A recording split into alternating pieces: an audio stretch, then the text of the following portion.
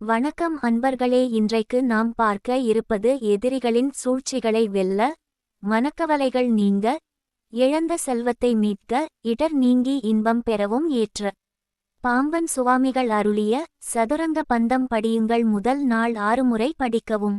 தொடர்ந்து காலை மற்றும் மாலையில் 27 முறை படிக்கவும். இந்த சதுரங்க பந்தம் பையில் மற்றும் பணப்பெட்டியில் வைக்க தொழில்முறை கடன் தீர வழிபிறக்கும்.